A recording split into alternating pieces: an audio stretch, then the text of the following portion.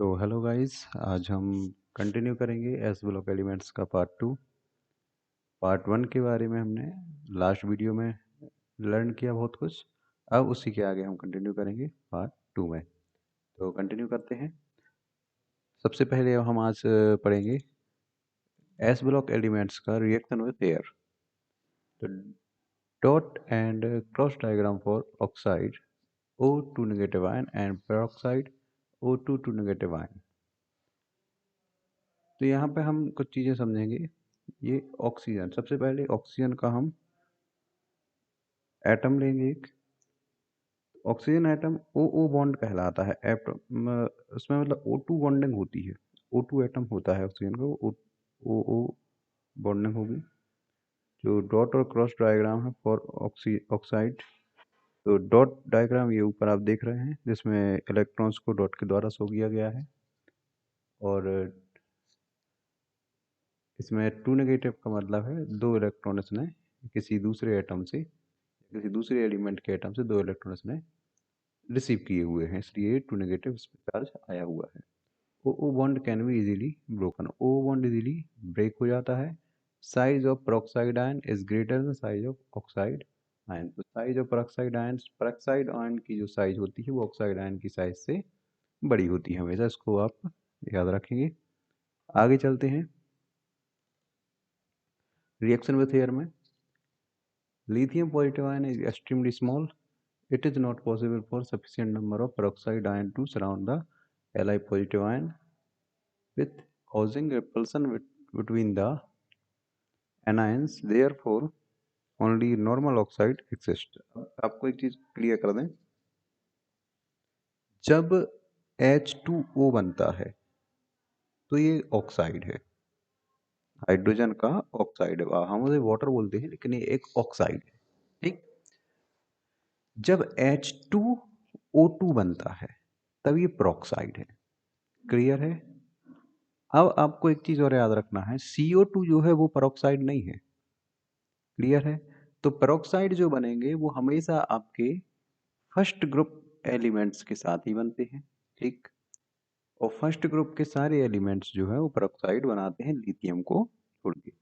Lithium क्यों नहीं बनाता है, इसकी जानकारी यहाँ दी गई है। लिथियम जो है उसमें वो एक इलेक्ट्रॉन डोनेट करके लिथियम पॉजिटिव आयन बनाता है, इज एक्सट्रीमली स्मॉल, यह बहुत ही ज़्यादा स्मॉल होता है। It is not possible for sufficient number of peroxide ion to surround the Li positive ion. तो ये पॉसिबल नहीं है कि उसके चारों तरफ जो पेरोक्साइड ऑक्सीजन के जो आयन्स हैं वो उसके चारों तरफ सराउंड में एग्जिट कर पाए। लेकिन जब वहाँ पे वो हो नहीं पाएंगे तो वो स्टेबल नहीं रहेगा, तो वो अनस्टेबल होने की वजह से वो पेरोक्साइड नहीं बनाता, इसलिए केवल क्या बनाता है, आपको नॉर्मल ऑक्साइड बनाता है। ये L2O बनाता है, ना कि Li2O बनाता है, ना कि Li2O2। क्लियर है। Na2O बनता है, Na2O2 भी बनता है, ठीक। पोटेशियम के साथ भी K2O बनता है, K2O2 भी बनता है। ये सारे सारे Li को छोड़ के, लिथियम को छोड़ के फर्स्ट ग्रुप के सारे एलिमेंट्स पेरोक्साइड बनाते हैं। The larger peroxide and superoxide ions are stabilized by larger cations due to limiting radius ratio. The larger peroxide and superoxide। अच्छा, सुपरऑक्साइड क्या होते हैं? सुपरऑक्साइड मतलब NaO। क्लियर है। NaO मतलब सोडियम ऑक्साइड। ये क्या कहलाएगा आपका, ये सुपर ऑक्साइड है सोडियम का। पेरोक्साइड क्या होगा, Na2O2, ये पेरोक्साइड है। और ऑक्साइड क्या है, Na2O, ये ऑक्साइड है। क्लियर है। मतलब जब नॉर्मल बैलेंसीज हैं कि जब दो सोडियम एक एक इलेक्ट्रॉन डोनेट करेंगे तो ऑक्सीजन उन दोनों इलेक्ट्रॉन को रिसीव करेगा और वो उनके साथ जुड़ जाएगा, तो Na2O बनेगा। तो इसको हम सोडियम ऑक्साइड बोलेंगे। क्लियर है। सुपर ऑक्साइड कब बनेगा, जब सोडियम तो एक ही इलेक्ट्रॉन देता है लेकिन वो एक ही इलेक्ट्रॉन इस तरीके से उसको रिएक्ट कराया जाता है सोडियम और ऑक्सीजन को कि वो NaO बन जाता है। तो दो सोडियम एटम की आवश्यकता यहाँ पे नहीं होती है, तब ये क्या कहलाएगा आपका, सोडियम का सुपर ऑक्साइड। अब जब Na2O2 होता है तब ये सोडियम का पेरोक्साइड होता है। क्लियर है। आगे चलते हैं। Why group 2A elements from normal oxide except helium. Stability of oxide ion is greater than peroxide and superoxide ion. तो जो ऑक्साइड ऑक्साइड आयन होता है, जो नॉर्मल ऑक्साइड होता है, वो ज़्यादा स्टेबल होता है peroxide या सुपरऑक्साइड से, क्योंकि peroxide और सुपरऑक्साइड बनाने के लिए कुछ स्पेशल कंडीशंस लगती हैं, कुछ स्पेशल कैटलिस्ट लगेंगे, बहुत सी चीज़ें ऐसी होती हैं, और टेम्परेचर प्रेशर का भी बहुत सा उसमें योगदान होता है। तो उस वजह से ही पेरोक्साइड और सुपरऑक्साइड हमेशा हर जगह पे स्टेबल नहीं होते, जबकि ऑक्साइड आयन हर जगह स्टेबल होते हैं। तो इनकी स्टेबिलिटी ज़्यादा होगी पेरोक्साइड और सुपरऑक्साइड आयन की अपेक्षा। Pa2 positive being the largest ion has the weakest polarising power. सबसे बड़ा आयन होता है अपने ग्रुप में, और वीकेस्ट पोलराइजिंग पावर होता है, पोलराइजिंग पावर इसका वीकेस्ट होता है।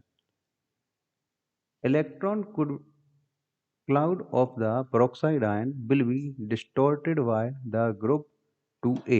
अब होता क्या है, इलेक्ट्रॉन क्लाउड बनते हैं जब रिएक्ट होता है, तो जो भी कंपाउंड बनता है उसका जो डायग्राम होता है वो इस तरीके से होता है कि उसमें इलेक्ट्रॉन क्लाउड्स बनते हैं। तो इलेक्ट्रॉन क्लाउड जब स्टेबल होंगे या जब सही तरीके से बन पाएंगे, जब उस एलिमेंट की पोलराइजिंग पावर अच्छी होगी।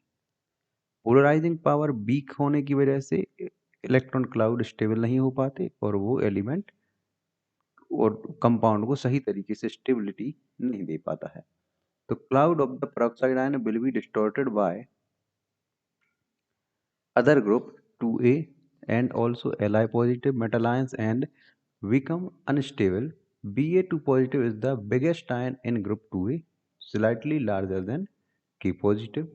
On severe repulsion would occur between these large peroxide ion when surrounding Ba2 positive in the lattice। Clear है? तो ये क्यों नहीं होता है, इसकी पोलराइजिंग पावर की वजह से ये प्रॉब्लम्स फेस करता है।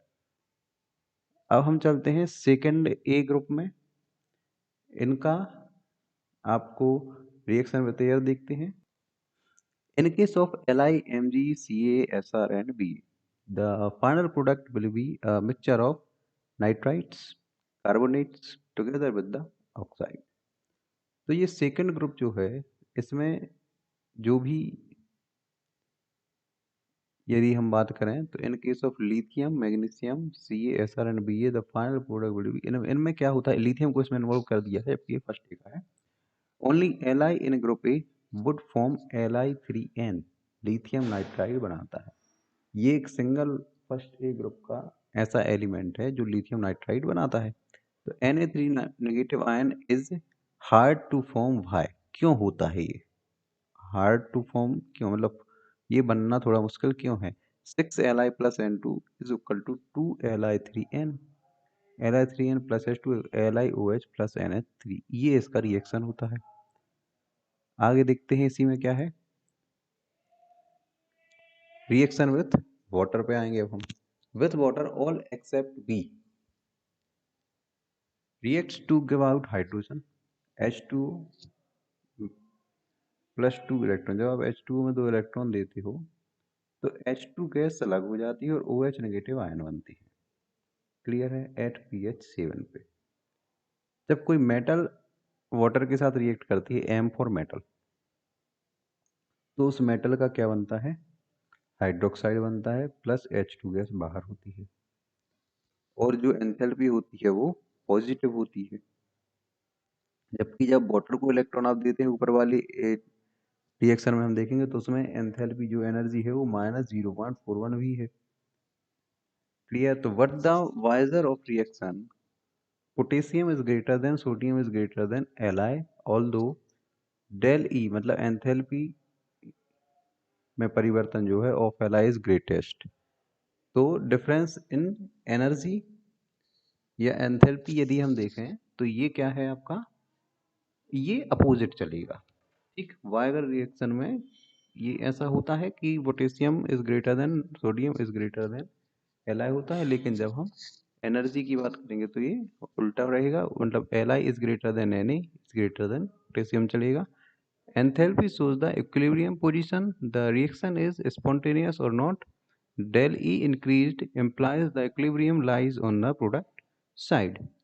Rate of reaction must consider the EACT activation energy from the information given. The rate of Li is the slowest among the three.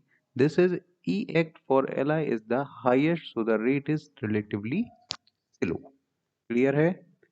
आगे चलेंगे, जो भी डाउट्स हैं आप कमेंट में डाल सकते हैं, क्वेरी आपकी सॉल्व की जाएगी। रिएक्शन विथ वाटर में आगे, the rate of reaction increase on passing down the group. Rate of reaction है, रिएक्शन जो रहेगा वो कैसा होगा, इंक्रीज होगा जब आप ग्रुप में नीचे की ओर आते हैं। Reactivity of alkali metals toward water is much higher than alkaline earth metals. Magnesium reacts with hot water and steam to give magnesium hydroxide and magnesium oxide respectively. आगे चलेंगे, रिएक्शन विथ एसिड। तो metal जब hydrogen positive ion के साथ react करता है तो H2 gas plus metal का आयन, जो मेटल है उसके आयन को देता है। But reaction between sulfuric acid and CaSrBa become less vigorous after the reaction start due to the formation of insoluble layer of sulfates. तो जब कैल्शियम या दूसरे कुछ ऐसे मेटल्स हैं, ये जब H2SO4 के साथ यूजुअली रिएक्शन करते हैं तो ये सल्फेट देती है। क्या देंगे आपको, insoluble layer of sulphate, CaSO4 मिला है सॉलिड फॉर्म में प्लस H2। क्लियर है? आगे चलेंगे, रिएक्शन विथ नॉन मेटल्स। अब जब ये नॉन मेटल के साथ रिएक्शन करेंगे तब क्या होगा, नॉन मेटल मतलब जैसे हाइड्राइड बनाएंगे, सल्फाइड बनाएंगे, मतलब H2 के साथ रिएक्शन कर लिया, सल्फर के साथ रिएक्शन कर लिया। With non metal all combine with H2S and O2P or even H2 at suitable temperature combined directly with nitrogen। तो ये देखेंगे Ca प्लस H2 क्या बनाएगा, CaH2 calcium hydride, 2K plus S क्या बनाएगा, K2S पोटेशियम सल्फाइड। क्लियर है? तो ये सल्फाइड बनाएंगे और हाइड्राइड बनाएंगे। आगे चलेंगे, हम पहले ऑक्साइड पढ़ेंगे। All are white crystalline solid, ionic and strongly basic in character. They are hydrolyzed by water to form corresponding hydroxides. Degree of hydrolysis increases down the group since oxide become more ionic. तो O2 negative plus H2O जब होता है तो ये बनाता है OH negative. Clear है? BeO being exceptional case is amphoteric. BeO plus 2HCl BeCl2 plus H2O। तो BeO प्लस OH नेगेटिव जब होगा और प्लस H2O आप इसको देते हो तो BeOH whole 4 2 negative very late ये कहलाता है। ये क्या है, ऑक्साइड्स हैं। आगे चलेंगे, इसी में compare the basic strength of Na2O and MgO। Na2O is more basic. Na positive has the weaker polarizing power than Mg2 positive, as the latter one has a higher charge radius ratio or charge density. Electron and O2 negative ion is more uh, available to attack hydrogen in water molecule. More hydroxide ion is thus formed। तो इस तरीके से working करते हैं। Continue करेंगे hydride के साथ। Hydrides में क्या है, formed by heating the element in hydrogen gas at 400 degree centigrade or above. Strong reducing agents hydrolyzed by water to form hydrogen gas and solution or a suspension of hydroxides.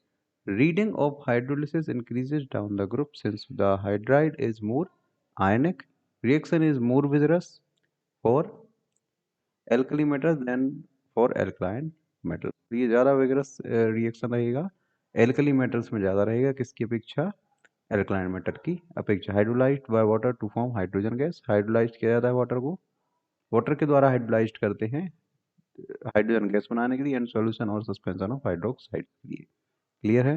आगे चलेंगे chlorides के लिए। Chlorides जब chlorine से reaction होगा तो chloride कहलाएगा।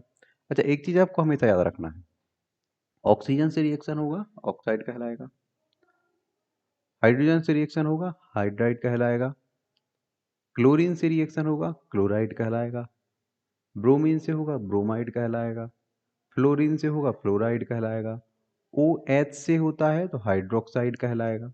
Clear है, ये आपको हमेशा याद रखना है यहाँ पे। All are white crystalline solid soluble in water form hydrate ion. NaCl ये क्लोराइड है प्लस एक्वस फॉर्म में जब हम इसको लेके आए तो Na पॉजिटिव और Cl नेगेटिव ये बनाता है, ये हाइड्रोलाइज हो गया। No hydrolysis and thus neutral solution. But for MgCl2 which is partially ionic hydrolyzed by water to give a slightly acidic solution, तो इसमें क्या होगा MgCl2 प्लस H2O, ये आपको 2 पॉजिटिव आयन यहाँ पे दिया और क्लोरीन अलग से मिला।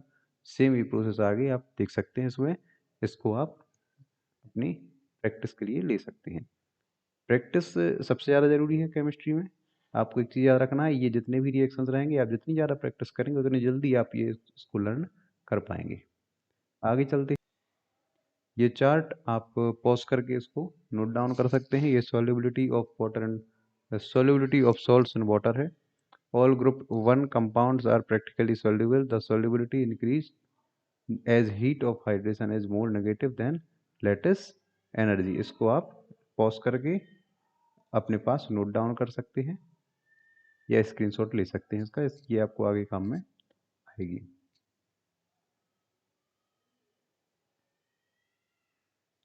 इसके बाद आगे चलेंगे solubility of water and solubility of salts in water. Lattice energy depends on the sum of the ionic radii while the hydration energy depends on ionic radius of the individual ions. Both would decrease as size of ions increase. Hydration energy of a compound is contributed by both the cation and anion. तो hydration energy जो है वो contribute हो रही है किसके द्वारा, cation और एनायन के द्वारा। लेटेस्ट एनर्जी डिपेंड करती है sum of the ionic radii, ionic radii के सम पे। While the hydration energy depends on ionic radius of the individual ion. तो हाइड्रेशन एनर्जी जो होती है वो इंडिविजुअल आयन की रेडियस पर डिपेंड करती है। क्लियर है, कोई डाउट हो आप उसको कमेंट में दे सकते हैं, हम उस पर आपकी क्वेरी को जरूर क्लियर करेंगे। अब इसके बाद हम चलते हैं फ्लेम टेस्ट की तरफ। Flame test for metal ions, तो ये फ्लेम टेस्ट का चार्ट है, आप इसको नोट डाउन कर सकते हैं। Element flame colour, element flame colour, ये आपको दिया गया है। लिथियम रेड कलर का फ्लेम देता है, sodium golden yellow, potassium lilac, rubidium violet, caesium violet, calcium brick red, strontium blood red और एप्पल ग्रीन देता है वेरियम। क्लियर है, ये आप अपने पास नोट डाउन करके रख सकते हैं। ये शॉर्ट मार्क्स क्वेश्चंस हैं, ये आप कभी भी यूज में आ सकते हैं। क्लियर, ये आपका टॉपिक यहाँ खत्म होता है। इसके बाद हम पी ब्लॉक एलिमेंट्स के बारे में पढ़ेंगे। एस ब्लॉक हो जाएंगे, पी ब्लॉक हो जाएंगे, फिर हम ऑर्गेनिक केमिस्ट्री से शुरुआत करेंगे। हम पहले ऑर्गेनिक पढ़ेंगे, उसके बाद हम फिजिकल केमिस्ट्री को पढ़ेंगे। इसमें फिर आपके ऊपर है, आप जो जैसा प्रेफर करना चाहें आप वैसा उसको कर सकते हैं। अगर यदि आपका कोई सजेशन है तो आप उसको हमें कमेंट में दीजिए, हम ज़रूर उस पर विचार करेंगे। ऐसे ही अच्छी फैक्ट और लर्निंग के लिए सब्सक्राइब कीजिए हमारा channel the chemistrian. Thank you.